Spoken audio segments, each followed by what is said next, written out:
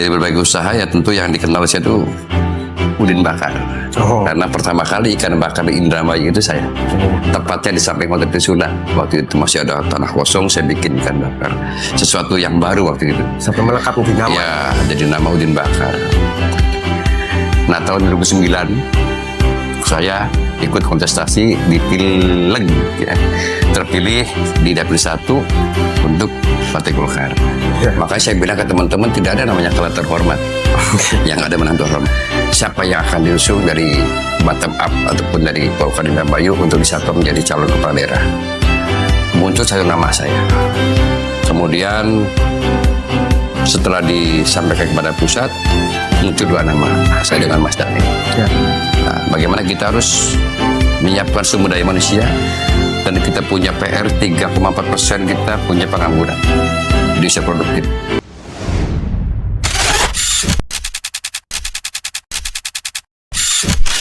Selamat malam masyarakat Indramayu, berjumpa lagi dengan Indramayu Movement. Dan kali ini kita telah kedatangan orang yang sangat spesial. Sebagai orang yang telah membuktikan dirinya berulang kali susah terpatahkan.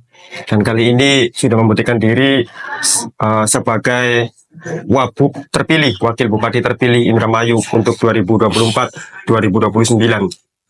Selamat malam Pak Haji Saifuddin. Selamat malam. Terima kasih menyediakan waktu untuk datang ke markas kami yang seperti ini adanya. Iya.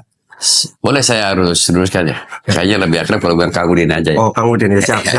Karena saya sering, bukan sering ya, biasa dipanggil Kang Udin aja. Ya. Pertama harus lebih agak mudahan. Ya benar. Oke. Tapi sebelum kita ngobrol, ini lagi-lagi kita harus disclaimer karena masih banyak yang protes kalau di konten YouTube ngerokok tuh dianggapnya kita nggak sopan. Oh gitu ya. Kemudian iya. Padahal rokok itu atas kesepakatan dan Iya. apa namanya juga kebudayaan Indonesia sudah tertanam lama kan, bisa dinilai nggak sopan itu kan agak aneh sebenarnya. Nah, iya. Dan apa namanya sekarang juga apalagi Kang Udin sendiri juga ngerokok, jadi biar santai enak ngobrolnya ya sambil ngerokok. Terus apa namanya ya jangan dibilang kita nggak sopan lah, karena ini udah berdasarkan kesepakatan gitu. Gini Kang, saya ini ngerokok itu karena disuruh istri. Oh, malah karena disuruh istri. Disuruh istri karena bahasa begini. Ini istri saya harus dengerin nih. Iya. Mas kurangi rokok, maka saya kurangi satu-satu. Oh iya. Ya, dari satu bungkusan jumlahnya berapa? Ya, Kurangin aja habis. kurang. Boleh. Bahkan kemarin waktu bulan puasa itu pas azan saya minum air teh hangat manis gitu kan, rokok. Itu saya bilang, ganti dong mas, rokoknya pakai kurma aja. Saya nurut. Saya kasih kurma, mulut saya tak nyalain, nggak nyala mas. Ya, Sorry ya. ganti berarti. Ya. Oke. Kang Udin, ini kan masyarakat Indramayu sebagian sudah tahu lah bahwa Kang Udin orang yang memulai karir di politik itu benar-benar dari nol. Dan sekarang istilah itu biasa digambarkan, mulai dipopulerkan itu oleh salah satu anggota DPR RI, Bambang Pacul, dengan disebut sebagai istilahnya Korea. Korea. Iya, Korea. Dengan K kecil. Kalau K gede nanti jadi negara. Nah, itu apa namanya, Kang Udin bangun dari nol, dan bahkan yang saya pernah dengar ini nanti sekaligus dikonfirmasi, Kang Udin juga pernah sampai jualan ikan bakar. Ya. Katanya pernah narik juga, gitu kan. Bisa diceritakan nggak bagaimana awal Kang Udin membangun apa namanya langkah politik sampai akhirnya mencapai posisi pernah jadi ketua DPRD dan sekarang menjadi wakil bupati terpilih itu? Oke, mungkin terima kasih ya. Ya. Teman-teman sekalian, para pemirsa. Satu kehormatan saya diberi kesempatan untuk bisa hadir di apa namanya majelis yang luar biasa ini. Di mana saya akan diulik barangkali ya, lebih kepada dari pertanyaan. Pastinya saya lahir tahun 68. Ada sudah 50 tahun, lebih 7 tahun. Hampir ya, 50 lebih 7 tahun. Saya kakek dari 4 cucu saya, bapak atau ayah dari 4 anak saya. dan suami dari satu istri saya. Sudah punya 4 cucu. 4 cucu. Tapi kelihatannya masih sangat muda. 57 kata teman-teman kayak 56 aja. Ya tentu perjalanan panjang selama hidup saya dari keluarga yang ya bukan dari keluarga orang kaya, kemudian orang yang biasa saja bahkan kekurangannya. Dan saya ya tadi disinggung dengan usaha pernah yang dialami. Dari berbagai usaha ya tentu yang dikenal saya itu udin bakar. Karena pertama kali ikan bakar di Indramayu itu saya. Tepatnya di samping Hotel Trisula. Waktu itu masih ada tanah kosong, saya bikin ikan bakar. Sesuatu yang baru waktu itu. Sampai melekat di nama. Ya, jadi nama udin bakar. Kemudian di tahun 94 saya aktif di partai politik ataupun di politik praktis. Nah, sebelumnya saya juga aktif di organisasi yang namanya Karang Taruna tahun 89. Tahun 91 saya ikut atau mengikuti dan menjadi duta di Indramayu untuk tingkat nasional itu. Karang Taruna tingkat nasional ya. Jadi mulai embrio saya itu organisasi dari Karang Taruna tahun 94 saya sebagai ketua partai Golkar tingkat ranting atau desa di rumah ranting ya. Sampai tahun 2024 berarti 30 tahun. Tadi pertanyaannya di politik ya, politik praktis kan. Kalau politik itu luas, politik dagang, politik bagaimana mencari teman, politik bagaimana mencari istri, macam-macam kan. Praktis di politik praktis itu. Tahun 94 saya ketua ranting, saya meningkat jadi sekretaris PK Partai Golkar kecamatan, jadi ketua Golkar kecamatan, jadi wakil ketua DPD Golkar, jadi sekretaris DPD Golkar, dan terakhir jadi ketua DPD Partai Golkar. Nah tahun 2009 saya ikut kontestasi di Pileg ya, terpilih di Dapil 1 untuk Partai Golkar 2009. Tapi sebelumnya saya pernah mengalami proses politik yang namanya Pilkades. Pernah ikut tahun 2001. 2001. Alhamdulillah nggak jadi kalah saya. Memang kalah itu nggak enak mas. Jadi sebelum menang itu pernah kalah ya? Kalah dulu. Makanya saya bilang ke teman-teman tidak ada namanya kalah terhormat. Yang ada menang terhormat. Tapi waktu itu ya memang sebuah pelajaran penting bagaimana saya harus bertarung dalam kontestasi politik. Tahun 2009 saya ada kepercayaan menjadi caleg di Dapil 1 Partai Golkar. Maka waktu itu saya masih menjabat sebagai sekretaris KNPI Indramayu. Ya, jadi dalam organisasi itu saya masuk ke berorganisasi dan sebagai sekretaris KNPI, dan kebetulan tahun 2009 ada kesempatan, ada dipercayaan untuk menjadi caleg dan terpilih alhamdulillah. Kemudian tahun 2014 saya ikut lagi dan terpilih lagi. Pertama saya ketua komisi, 2014 terpilih jadi ketua fraksi. 2019 saya diberi kesempatan untuk jadi ketua Partai Golkar dan ketua DPRD. Itu. Ya, oke. Itu berarti Kang Udin sudah membuktikan bahwa Kang Udin adalah 100% Korea kalau istilahnya pasir gitu ya kan. Korea ini. Tapi kan sekarang banyak yang menganggap Kang Udin di politik itu harus punya kekuatan ekonomi dulu. Kalau ekonominya lemah susah katanya, dan sehingga akhirnya membuat jadi malah justru melahirkan apolitis, sikap-sikap apolitis. Karena dipandang tadi itu berpolitik itu butuh biaya gede dan sebagainya. Tapi dari cerita Kang Udin tadi kan sepertinya belum banyak duit juga pada waktu itu kan untuk membangun diri itu. Kira-kira gimana pandangannya Kang Udin? Jadi begini, tidak salah kalau idealnya kalau politik praktis bagaimana yang namanya aturan main kita itu adalah dengan sistem kontestasi dengan sistem terbuka begini kan, begitu ketat kompetitifnya kan, maka perlu ada namanya landasan ekonomi yang kuat dulu. Walaupun uang bukan satu-satunya, tapi kalau salah satunya yes, ya kan. Saya belum selesai. Tahun 2024 saya mencalonkan diri menjadi caleg anggota DPRD Provinsi Jawa Barat. Tidak jadi. Ya, pilih kemarin tuh ya. Ya. Tapi di tahun 2024 di bulan November saya jadi wakil bupati. Nggak jadi di Februari, jadi di November. Walaupun saya punya alasan. Alasan pertama adalah bagaimana yang namanya saya konsentrasi penuh di pilkada ini. Tetapi bohong kalau saya tidak mau menang pada saat pileg kemarin. Tapi mungkin ceritanya Allah berikan saya bukan jadi di legislatif Provinsi Jawa Barat. Jadi kembali kepada pertanyaan tadi, bicara kapital namanya kos politik.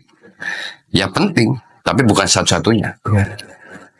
Saya tahun 2009 itu dalam kondisi pasca pilkades saya tidak punya apa-apa.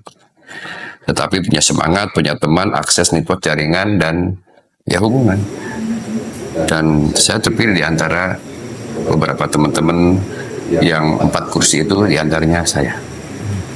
Berarti kedisiplinan tuh punya tempat yang penting di situ lah. Disiplin bangun relasi Ya, dan lain-lain itu. sangat penting. Yang namanya modal ya, modal politik ya. Kita punya network jaringan, hubungan, hubungan sosial. Ini penting. Oke, itu perjalanan kekoreaan dari Kang Udin, dan kita langsung masuk ke ini aja, persoalan pilkada kemarin tuh. Iya. Kang Udin ini juga masih berhubungan sebenarnya sama bagaimana mental kekoreaannya Kang Udin itu teruji, ya kan? Ya. Karena kita tahu lah bahwa paslon Luki Sae kemarin itu tidak direkomendasi oleh partai-partai besar. Praktis hanya Nasdem dan PKS. Dan Kang Udin sendiri sebagai ketua DPD Golkar akhirnya tidak memperoleh rekom dari Golkar. Yeah. Itu bisa diceritakan bagaimana, dan akhirnya bagaimana sih Kang Udin dalam posisi seperti itu tetap mau bertarung gitu. Makasih Mas. Jadi saat itu kan saya masih ketua Partai Golkar. Ada namanya PO mengatur kaitan dengan rakerda. Salah satu menghasilkan rekomendasi untuk siapa yang akan diusung dari bottom up ataupun dari Golkar Indramayu untuk disatukan menjadi calon kepala daerah. Muncul satu nama saya. Kemudian setelah disampaikan kepada pusat, muncul 2 nama, saya dengan Mas Danin. Ya oke lah, mungkin karena pertimbangan lain. Lantas pasca pilkada yang 1 menjadi 2, kemudian tambah lagi jadi 7. 7 itu melalui proses yang namanya penugasan. Lantas diuji melalui yang namanya survei. Dan kami ikuti proses itu. Lantas kemudian, kalaupun misalnya kemarin itu saya harus bukan protes ya, mempertanyakan kenapa sebagai ketua partai dengan perjalanan politik yang saya lalui, kemudian bukan saya. Lagi-lagi tadi pandangan politik, mungkin lebih tepatnya selera ataupun like and dislike. Ya sudah, karena waktu itu saya punya targetan bagaimana di pilkada, dan kemudian saya sudah menyiapkan jaringan maupun juga network dalam rangka untuk pilkada. Kemudian saya ketemu dengan Pak Luki Hakim. Yang mana secara struktur juga paling tinggi dia. Dan kenapa saya harus memilih di wakil? Yang pertama, Pak Luki Hakim ketua partai Nasdem. Kemudian gonjang-ganjing cukup tinggi dinamikanya. Dilalah ada perubahan daripada aturan sebagaimana keluar MK 60 itu. Sehingga dengan ketentuan yang diatur, maka hanya 5 kursi di parlemen saja ditambah dengan partai pengusung lain yang non parlemen pun bisa. Artinya apa bisa? Itu mencukupi dari 6,5% daripada ketentuan yang diatur oleh MK. Maka kami berangkat dan memperluki hakim dengan niat yang insya Allah bismillah, dengan niat yang baik, harapannya bisa maju menjadi calon untuk didaftarkan di KPU. Artinya gini, saya tidak merasa terjolimi dalam konteks ini, tidak merasa juga dijolimi. Karena saya berangkat bukan dari Partai Golkar, wajar dong. Nah etis misalnya ketua Partai Golkar berangkat daripada partai lain, kemudian kami masih jadi ketua partai. Tapi saya masih kader Partai Golkar. Sampai saat ini masih punya KTA. Dan kemarin setelah kami mendapatkan satu keberkahan, dapat kepercayaan masyarakat dengan hasil yang bisa dipastikan selesai, hasil daripada pleno KPU, kemudian banyak ucapan selamat dari pimpinan DPP saya pusat, baik itu Pak Sekjen maupun juga Pak Wakil Ketua DPP, kemudian juga petinggi lain DPP menjawab selamat, sekaligus saya juga diundang ke DPP. Dan saya diundang loh ya, diundang ke sana, saya hargai undangannya, saya datang ke sana untuk ketemu, bahwa ditanyakan mengenai KTA-nya, saya masih ada KTA-nya. Kemudian ya itu silakan saja untuk dipertimbangkan, karena bagaimanapun saya masih kader Partai Golkar.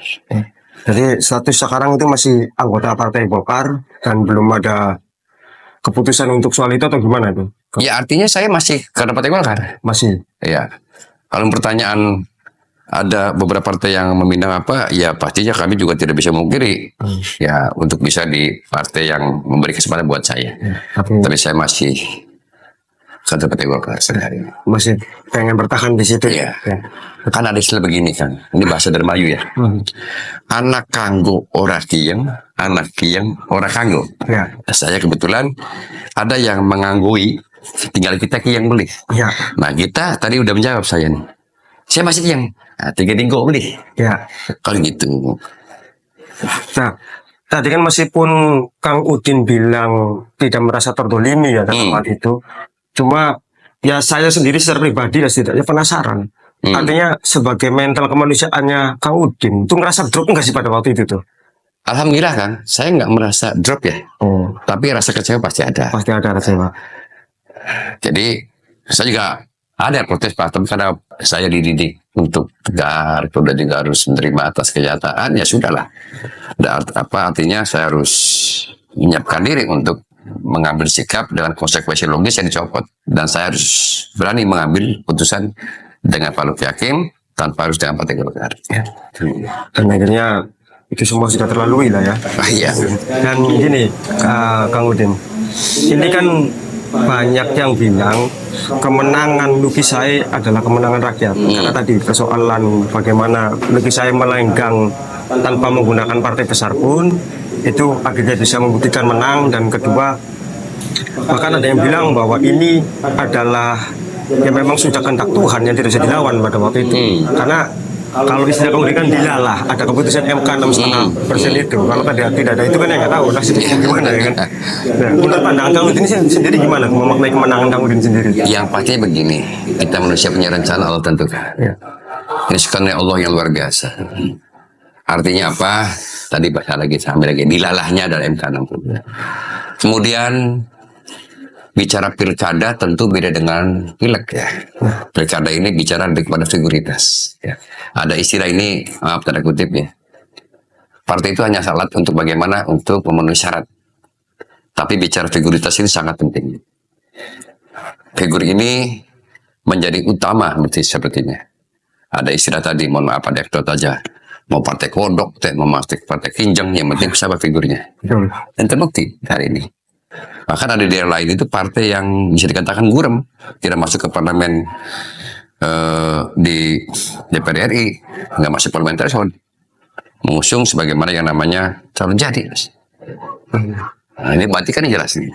Kemudian kemenangan rakyat, yes, tidak ada namanya bisa mengklaim ini kemenangan siapa. Nah rakyat, bukan kemenangan 02 Saifuddin Luki Hakim, Hakim Saifuddin, tapi kemenangan rakyat dengan perolehan yang saya kaget mas, 67,6%.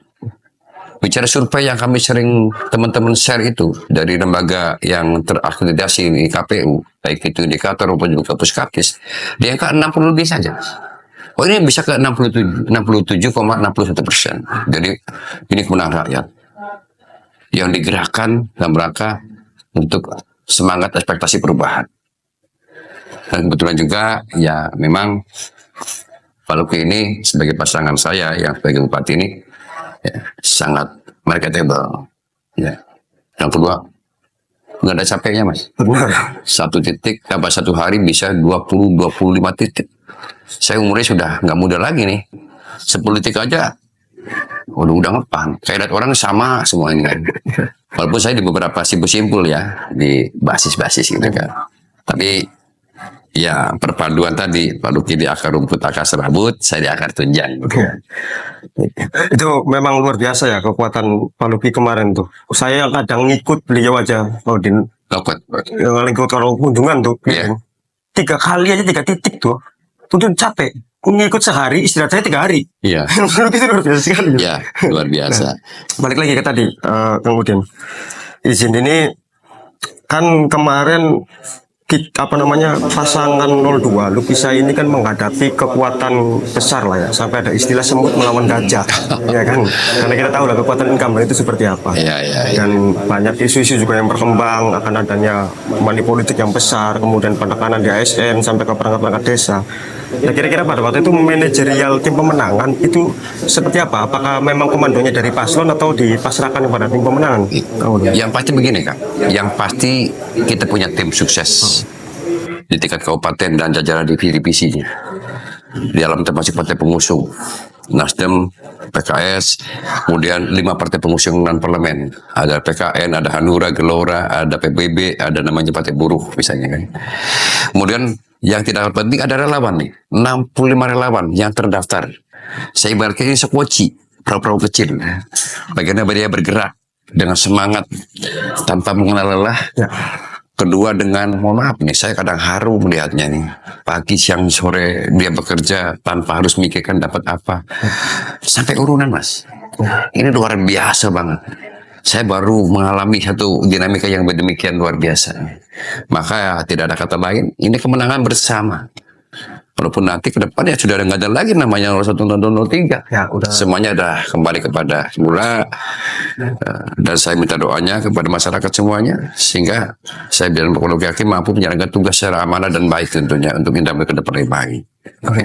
Nah, ngomongin soal tugas ke depan nih, Kang Udin. Ini kan tadi balik lagi sebentar ya, bahwa paslon 02 lahir dari 100 Korea semua. Dua-duanya ini kan, karena ya saya juga mempelajari masa lalu Pak Luki juga kan. Beliau memang dari keluarga yang awalnya tidak mampu kan, sampai akhirnya berkarir jadi artis, kemudian politik, dan sekarang sudah menjadi bupati dan wakil bupati terpilih. Kira-kira dari pandangan dua Korea ini nih, melihat Indramayu, landscape-nya seperti apa sih? Apa persoalannya dan bagaimana yang akan dilakukan ke depan gitu? Bicara existing hari ini Mas, saya mantan ketua DPRD yang otomatis secara undang-undang adalah ketua anggaran. Bicara existing anggaran kita, PBD kita, yang pernah saya di dalam posisi itu sebagai ketua DPRD, 3,7 triliun kita. PAD kita di angka 550 miliar. Pernah mengalami sebuah dinamika yang luar biasa pada saat saya menjabat sebagai ketua DPRD, dan itu bukan menjadi kebanggaan saya dan teman-teman DPRD saat itu. Pernah mengalami satu guncangan politik, walaupun hal yang biasa saja. Ada istilah dari mulai zaman Nabi Adam sampai Adam Malik. Ada namanya interpelasi, ada namanya gagal APBD pada saat rejim zamannya Budina. Saya tidak mengatakan pemimpin hari ini jelek, kan tidak ada pemimpin itu berpikir bagaimana untuk menyasar rakyatnya. Hanya mungkin aplikasi dan konkret bagaimana untuk menjalankan tugas itu. Nah, menjadi sebuah bahan bentuk ke depan, bagaimana kami Bang Pak Hakim mampu bagaimana menciptakan satu kondusivitas. Yang kedua adalah bagaimana kepastian hukum. Ketiga yang ujung-ujungnya adalah kebahagiaan buat semuanya. Nah, bicara landscape tadi, tentu yang pertama pada saat kami dan Pak Hakim, saya dan Pak Hakim, yang pertama adalah bagaimana kita menata kembali, merevitalisasi, merekonstruksi bagaimana pemerintahan hari ini kaitan dengan tata kelola pemerintahan. Nah, ini penting. Ini mesin harus biasa dulu. Kita punya PR lebih dari 10 dinas yang kita hari ini kosong. Bagaimana untuk diisi? Karena bagaimanapun namanya PJ itu atau PR apa utamanya itu tidak secara maksimal. Ibarat tangan itu tidak sampai luasa, dia akan mengembangkan bagaimana kewenangannya seperti kayak tangan yang terikat. Jadi maka itu penting. Kembali kepada realnya sesuai dengan regulasi dan aturan undang-undang yang ada. Kemudian bagaimana melihat Indramayu adalah daerah potensi yang bisa dikatakan penopang pangan nasional, sebagaimana padi kita yang 1,6 juta ton, di mana kita surplus sampai sekian ratus ribu ton. Kemudian dikomunikasikan dengan gabah kering-giring ya, dikomunikasikan dengan beras. Kemudian kita punya satu kebanggaan daerah penopang pangan ikan terbanyak di Jawa Barat, 34,5%, sama dengan 550.000 ton, baik tangkap maupun juga budidaya. Yang ini kita mau apakan dengan potensi-potensi lain. Nah, bagaimana kita harus menyiapkan sumber daya manusia, dan kita punya PR 3,4%, kita punya pengangguran di usia produktif. Nah, tentu ini PR besar. Dan tentu tidak ada masalah yang tidak selesai sepanjang kita mau selesaikan. Ya. Dengan cara apa? Bersama-sama, pemimpin harus bisa mendengar, pemimpin harus bisa mengerti dan memahami dan bisa mengaplikasikan bagaimana keinginan masyarakat. Indramayu ini daerah yang kita banggakan, ini punya potensi sumber alam yang luar biasa. Bagaimana kita mendapat potensinya? Nanti sesuai dengan visi ya, ekonomi kerakyatan dan gotong royong. Ya. Nah kemarin juga kita tuh alhamdulillah punya kesempatan buat ya kayak gini nih, podcast sama Mbak Anggi Novi ya, Oh ya, berbicara masalah PDAM. PDAM. Dan ada persoalan, salah satunya adalah yang disebutkan Pak Anggi, pemasukan ke PDAM itu 202 miliar. Tapi yang masuk ke PAD itu hanya 3,7. Betul. Nah itu gimana Kang Udin melihat persoalan itu tuh? Gini, PDAM itu kan salah satu BUMD kita. Kita punya 3 BUMD. Kemarin itu BPR, BWI, dan PDAM. BPR kemarin mengalami sebuah musibah terjadi distrust, outcast, akhirnya outcast. Sehingga sekarang sudah di EPLS kan. Ini prihatin sekali. Mungkin niatnya baik. Bagaimana seorang pemimpin mau menangkap tikus di rumah itu, cuman emosional dibakar rumahnya, tikusnya mati. Ya. Tapi rumahnya hancur, gila. Betul. PWI juga sekarang mati segan hidup tak mau. Gitu kan? Nah, bagaimana BWI ini sebagaimana salah satu penopang PAD kita. Nah, BWI dengan hari ini ya kita sangat prihatin sekali. Nah, ini PDAM, perusahaan daerah air minum. Saya nggak yakin kalau direksi maupun juga pegawai PDAM mau minum air PDAM. Ya kan? Kalau air minum. Ya kan? Kalau PDAB sepakat mungkinnya daerah air bersih. Tadi betul, Mbak Anggi ini legislator yang kritis, konstruktif sebenarnya dia. Cuma cara aja barangkali dianggap sangat ini sekali. Padahal dia orang baik, dia kedua juga dia sangat peduli banget dengan rakyat kecil. Dan betul dia menguasai bagaimana materi itu. 200 miliar lebih itu bagaimana yang namanya PDAM punya penghasilan, kemudian hanya ditopang dengan PAD hanya 3,7 triliun miliar saja. Nah di situ berarti ada pertanyaan. Ada apa dengan PDAM?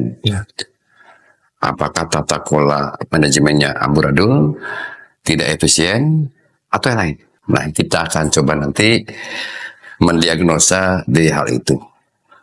Apalagi dengan informasi kami terima baik di media sosial maupun juga teriakan masyarakat dengan tarif yang begitu ya melonjak kan. Saya juga sudah mendapatkan formulasi penghitungan yang kayak kaget juga.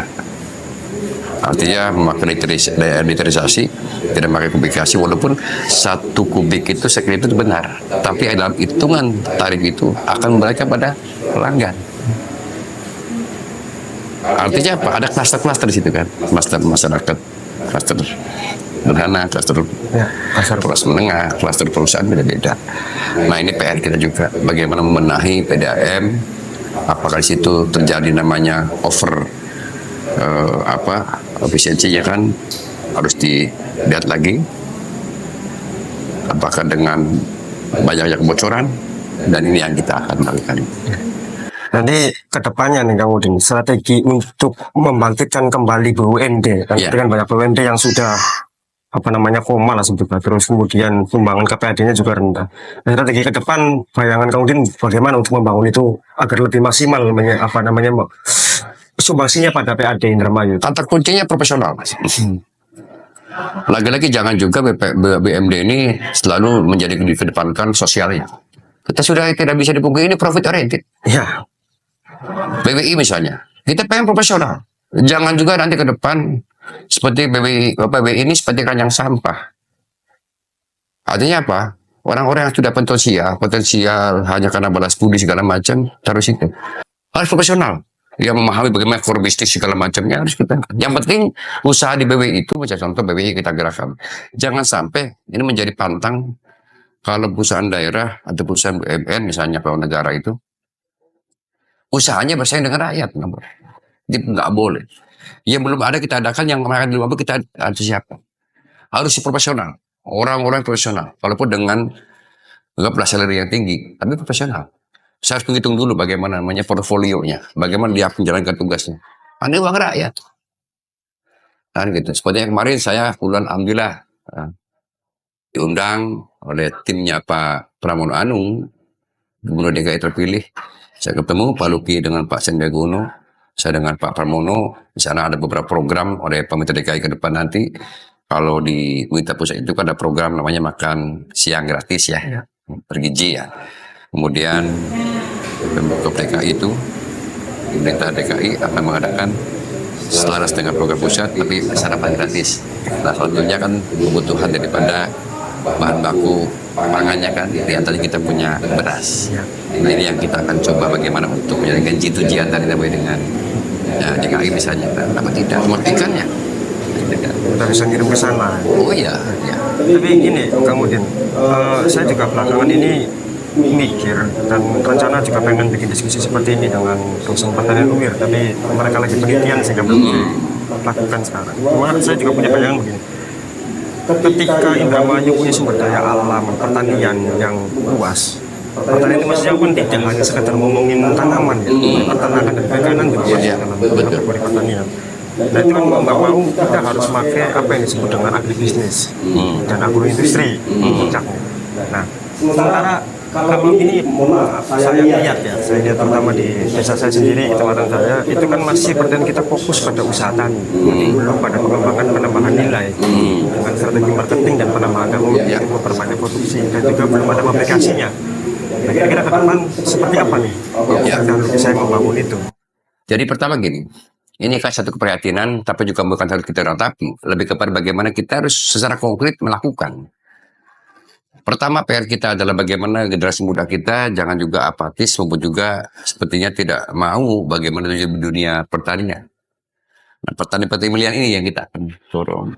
Tapi petani milenial. Iya dong. Nanti makanya kayak yang di bupati yang kemarin dah. Sesuatu yang baik kemarin, kenapa tidak? Kenapa dibenerin aja ya? Oh iya, karena milenial bukan miliknya bupati hari ini, milik semuanya. Iya betul.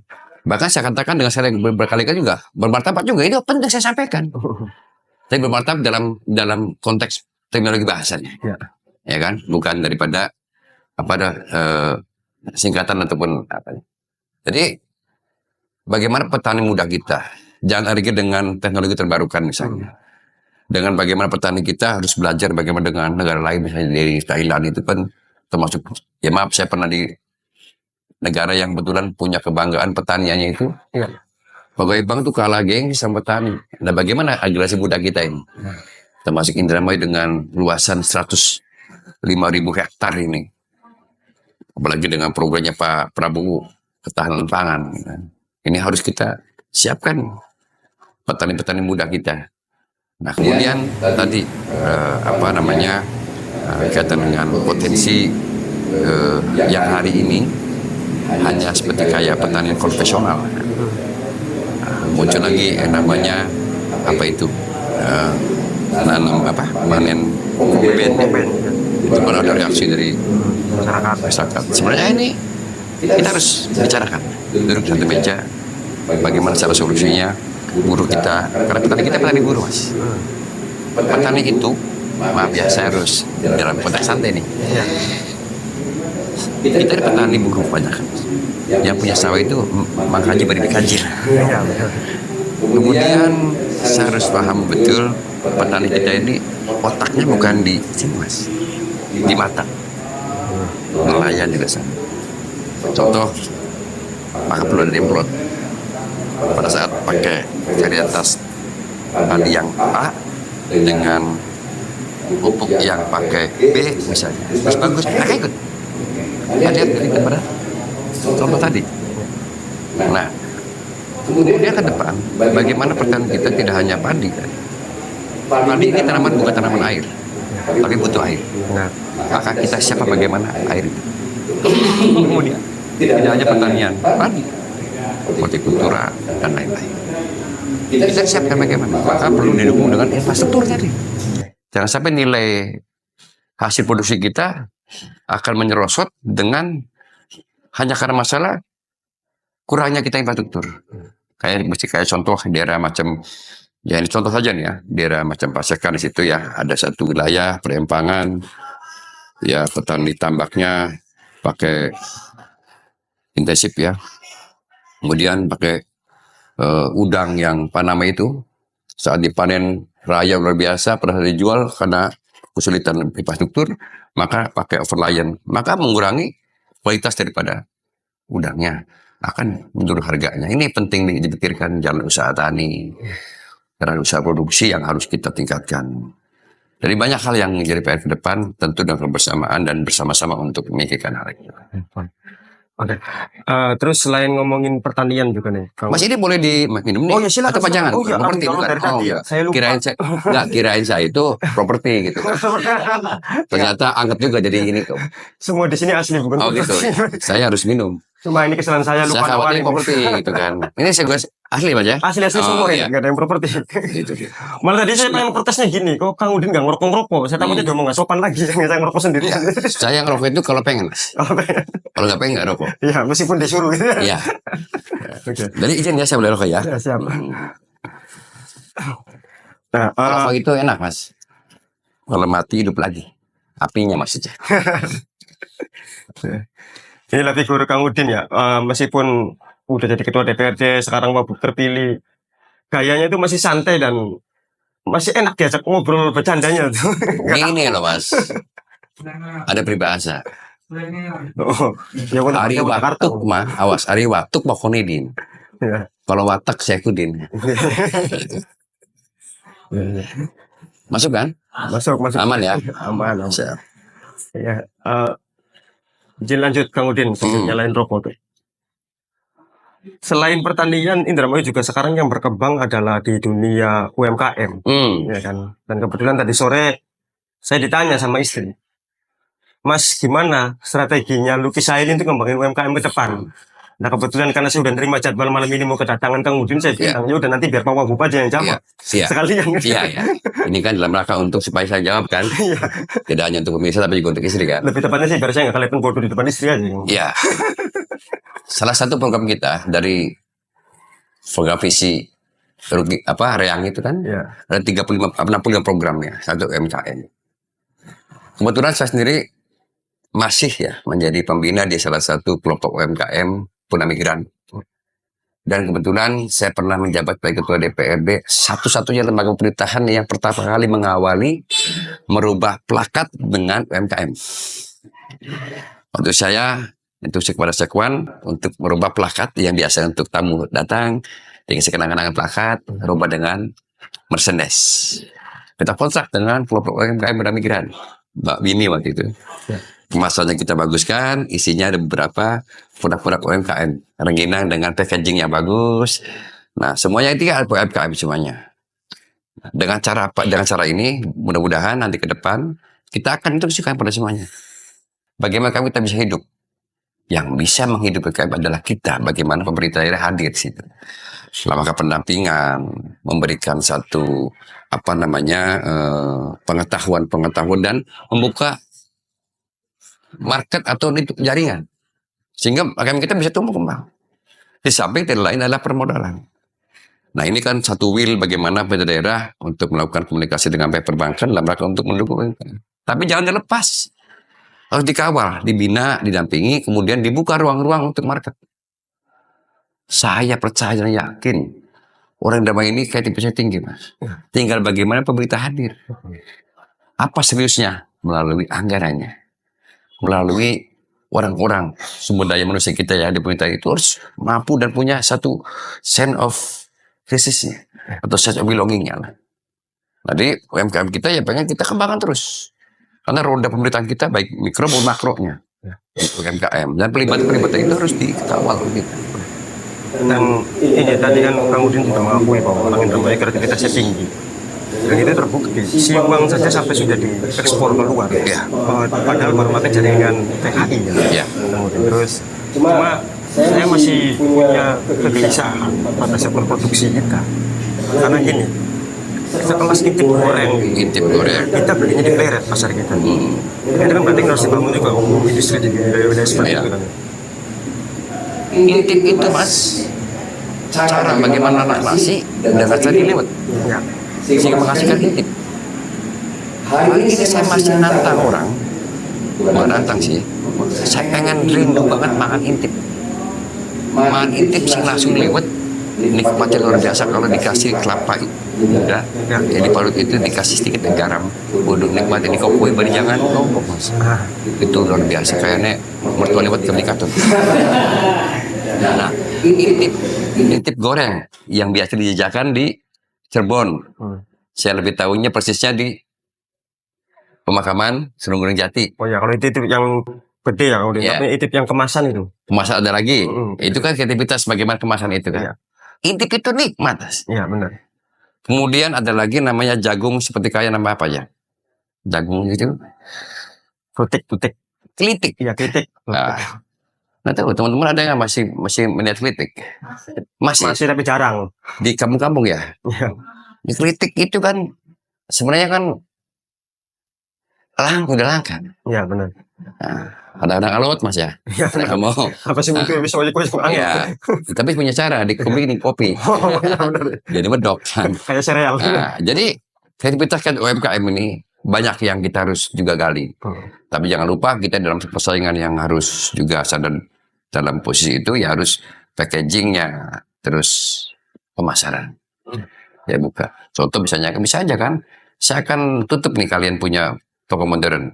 Kalau tidak biasa mendengar UMKM sekian persennya. Dan mereka minta packagingnya harus benar. Yang namanya potato mas, potato apa ya? Kentang itu. Iya. Saya Itu harganya berapa tuh? Kalau nggak salah 11.000 ya. mahal lah yang jelas bang. Ya. Saya pernah hitung mas, ada 21 atau 25. 21 nggak? Tipis-tipisnya. Iya. Kalau terangkap jadi satu tentang satu nih. Iya. Bisa segitu harganya. Iya. Yang ini Baik gajinya bagus, rasanya enak. Lumayan rengginang yang biasa pakai plastik yang biasa aja transparan, ya kita balik karet gelang. Cepat susah. Malah enak nggak halal. Kalau bisa dikemas dengan bagus, packagingnya menarik, ya kan? Dan saya pikir kalau tampil aja di supermarket ataupun di toko modern, mantap, ya kan? Ya kan? Mana-mana. Ya, saya ada orang yang sebenarnya tidak suka dengan tampilan, tapi isi mas. Lihat, saya nggak suka lihat isinya.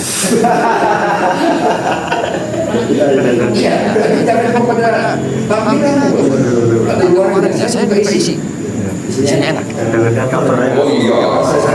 Baik-baik apa ya? Apa.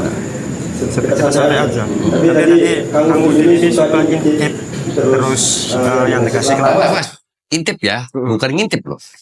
bukan intip, Beda. tapi intip. Iya. Beda kalau itu maknanya jauh sekali. Iya, Ini nanti tugas istri saya buat nganterin nanti ke rumahnya Kang Udin. iya. Intip pasti kelapa.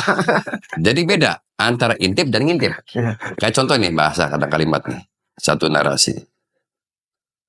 Pak Yanto digigit kucing, biasa. Ya. Mungkin kinjak Ya. buntutnya. Tapi kalau Pak Yanto menggigit kucing, masa ingin Pak Yanto digigit? Ada apa kucing digigit? Nah, makanya modal dia itu lebih penting. Maka tolong teman-teman harus Nanti ada salah editing. Intip jadi ngintip berat. Pak Kang Udin suka intip. Ya, Awas jangan sampai Kang Udin suka ngintip ya bahaya. jauh sekali. Oke. Kita Kang Udin, ini kan tadi landscape untuk melihat pembangunan ekonomi. Tapi Ya. kan selain itu berbicara nanti di wewenangnya Kang Udin berdasarkan undang-undang itu kan pengawasan wabuk gitu Ya, kan. ya. Dan saat ini banyak muncul ya bisa dibilang aduan lah daripada masyarakat di channel-channel lain Indramayu Movement baik TikTok, YouTube Iya. sudah banyak aduan, katanya banyak kubu yang bermasalah mengenai pengelolaan anggaran dana desa, terus pengelolaan pemerintahannya, sehingga menuntut untuk adanya audit. Ditambah lagi Pak Luki sudah menyatakan berstatement akan melakukan itu. Nah, sebagai orang yang akan mengemban tugas di dalam wilayah pengawasan, pandangan Kang Udin sendiri bagaimana terkait hal itu tuh? Sesuai dengan Undang-Undang 2314, tugas wakil bupati itu otomatis tugas pengawasan internal. Ya. Tugas kedua, pada saat diberikan tugas oleh bupati. Ya, betul. Gitu kan? Ya. Nah, saya pahami itu. Insya Allah ya, Pak Luki dengan saya ini ada istilah duit tunggal ya. Ya. Tentu Pak Luki paham, saya lebih paham. Bagaimana pengaturan tugas itu. Dan tentu tidak mungkin apa yang pernah dialami Pak Luki misalnya. Kan dulu pernah Pak Luki, kalau katanya dengan istilah dilukikan lah ya. Ya saya, ya tentunya berharap ke depan tentu menjadi pelajaran penting bagaimana ke depan bersama-sama dalam satu ayunan, satu frekuensi bersama-sama dengan bupati. Bicara audit tentu itu hal yang biasa saja. Audit itu kewajiban sebagai auditor untuk mengaudit tidak hanya desa, ADD maupun dana desa, termasuk dinas lainnya juga. Ada APIP saja kan. Itu kan tugas bagaimana untuk mengaudit, sebagaimana auditor ditugasi ataupun dalam rangka tugasnya mengaudit. Kemudian ada lagi namanya bupati secara umum, pemerintah daerah selama ini kan dengan DPRD. Karena Undang-Undang 3 itu jelas, bupati dengan DPRD ada satu mitra. Dan sebagaimana dalam ayat dan pasal di dalamnya itu, tugas DPRD membantu bupati atau SKPD. Nah, bicara audit itu hal yang biasa dan mahfub kitanya. Jadi jangan juga diartikel bahwa audit itu adalah suatu yang menyeramkan, tidak juga. Menyeramkan, terus kemudian tantangan politik dan lain-lain. Oh, enggak. Biasa saja sebenarnya. Artinya hal yang biasa saja. Semuanya tidak termasuk di DPR juga sama di audit. Bahkan saya pernah mengalami mengembalikan yang namanya uang waktu ke DPRD. Ingat menjelang Lebaran loh. Lagi butuh duit, banyak duit. Waktu itu saya merasa tidak adil. Jadi waktu itu kan saya mendapatkan namanya BOP, biaya personal. Nah, kemudian dianggap di kacamata oleh BPK itu bahwa ada beberapa juga yang kaitan dengan ini, stok bensin. Contoh saya ini kan masuk ke bensin, kemudian saya ngisi bensin. Saya bayar, begitu saya mendapatkan stroke yang otomatis pakai mesin itu mati itunya, rusak. Maka manual itu akhirnya berlaku. Yang jadi masalah 1 tahun kena semua. Jadi nggak beberapa yang manual saja, tapi setahun dihitung semua mengembalikan. Saya ingat saya waktu itu, saya kembalikan. Ya sudahlah, nggak mau ribut. Karena konsekuensi sebagaimana aturannya diterapkan. Walaupun saya protes juga, tapi ya akhirnya sudah saya terima. Jadi biasa aja mas. Justru ini selain kita ketahui Kang Udin juga punya komitmen di situ, karena justru audit itu sebagai sesuatu yang biasa karena memang sudah diatur di dalam perundang-undangan kan. Betul. Kang Udin. Sebagaimana setiap uang negara yang digunakan itu harus dipertanggungjawabkan. Betul. Iya. Tapi pandangan Kang Udin sendiri terhadap persoalan pengaduan masyarakat itu memang Kang Udin melihat ada banyak masalah di desa atau seperti apa? Ya mungkin kan saya melihat dari beberapa tayangan di media sosial, di TikTok, IG itu banyak sekali kaitan dengan penyalahgunaan atau penyelewenggan anggaran oleh oknum ya desa di beberapa desa di Indonesia itu kan. Maka sempat Presiden Jokowi akan mempertimbangkan bagaimana untuk dana desa ini ditinjau kembali gitu kan. Karena maraknya bagaimana tayangan hari ini kan sudah luar biasa buzzer ini kan. Ada sawer misalnya kan. Barangkali uang sendiri, tapi dianggapnya ini mengambilkan uang negara, ya kan ini juga kan. Tapi ya sepanjang ini dilakukan secara periodik, ya kemudian juga inspektorat yang membawahi Bapak Auditor juga melihat tidak ada masalah, ya kenapa harus takut lah biasanya. Kalau ada masalah dipertanggungjawabkan, kalau tidak ada ya sudah ya kan. Iya. Bentuk daripada pendampingan. Nah cuma begini, yang saya prihatin ini melihat Indramayu ya mohon maaf. Inspektorat ini dipimpin oleh direktur ini menjadi alat politik. Padahal tugas daripada inspektorat yang menakodai beberapa auditor ini dalam rangka untuk pendampingan, memberikan satu edukasi preventif bagaimana penggunaan anggaran dengan pendampingan, bukan untuk sebagai alat politik. Ini yang jadi persoalan, disalahgunakan oleh kekuasaan. Kalau kepala desa nggak nyatur suara nanti datangkan inspektorat. Nah inilah. Makanya punten nih, banyak satu hal yang menjadi penting dalam rangka untuk ke depan ya. Kita akan ke depan, ya jangan juga dijadikan alat itu. Inspektur di inspektorat itu tugas bagaimana untuk bisa memberikan edukasi, pendampingan, memberikan arahan, banyak hal yang bisa dilakukan. Karena begini, apalagi bicara KUU ya, kalau istilah dinamakan KUU ya, kepala desa lah. Kan tidak semuanya memahami bagaimana kaitan dengan Dana desa dengan juklak-juklisnya, kemudian akhirnya jadi bingung, akhirnya juga salah, akhirnya jadi masalah. Ya. Nah inilah penting, maka pendamping desa ini menjadi penting juga untuk supaya bisa meng-hire, memberikan edukasi, memberikan satu, ya paling tidak pencerahan kepada semua kepala desa. Jadi balik lagi tadi ya, semua harus berpartisipasi ya, gotong royong itu. Oh ya, kita masuk ini ya Kang, ada istilah namanya pentahelik ya. Bagaimana setiap kebijakan itu oleh pemerintah daerah, bagaimana dengan tidak hanya pada daerah, berangkat dari kebutuhan dan keinginan.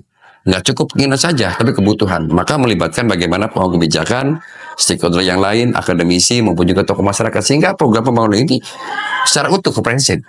Tidak hanya keinginan, tapi kebutuhan. Contoh barangkali, ada satu wilayah, ada namanya embung. Padahal nggak perlu embung ini digunakan di situ atau dibangun di situ. Hanya karena dorongan progres proyek, maka digunakan program itu menjadi embung. Nggak dimanfaatkan. Tapi emang nggak butuh itu. Maka berangkat dari kebutuhan dan keinginan dan kebutuhan. Nah, maka melalui tadi pentahalik itulah. Atau hexahalik bahkan lebih luasnya. Oke. Terakhir, Kang Udin, terkait masalah politik pemuda nih saat ini. Pemuda? Ya, pemuda ini kan saat ini kemarin, ya meskipun masih ada sebagian yang apolitis, tapi kan banyak juga yang sudah berpartisipasi dan bersumbangsi atas dinamika politik, menginginkan perubahan, terutama di pergerakan-pergerakan media sosial pemuda itu biasanya kan. Kemarin banyak udah masif. Kira-kira pandangan Kang Udin dan atau pesan lah, kiat-kiat bisa sih, karena ini kan tadi kita berbicara Kang Udin sebagai seorang yang 100% Korea dan membuktikan dirinya bisa melenting. Ini kan juga anak-anak IM ini lagi belajar jadi Korea. Bahkan kemarin saya sempat nantang tuh, ya kan, gimana caranya kalian bisa dapat martabak tanpa makan duit. Itu kan harus dilakukan sebagai belajar jadi Korea. Ya. Gimana pandangan Kang Udin itu? Yang pertama pemuda, anak muda. Saya bisa katakan saya muda. Semangat saya mungkin lebih daripada teman-teman muda. Walaupun usia saya ada yang muda lagi, kan gitu kan.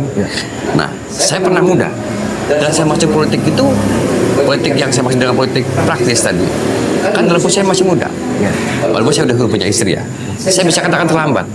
Kalau dengan teman-teman lain, waktu seangkatan saya, dia udah duluan. Setelah Bung Mahfudin itu kan sudah anggota dewan, saya masih jadi ketua PK. Tapi waktu itu saya timing saya belum ke sana, tapi sudah ada niatan ke sana. Maka keinginan dalam rangka untuk menentukan sikap dan berani untuk mengambil satu keputusan itu, ya anak muda harus berani.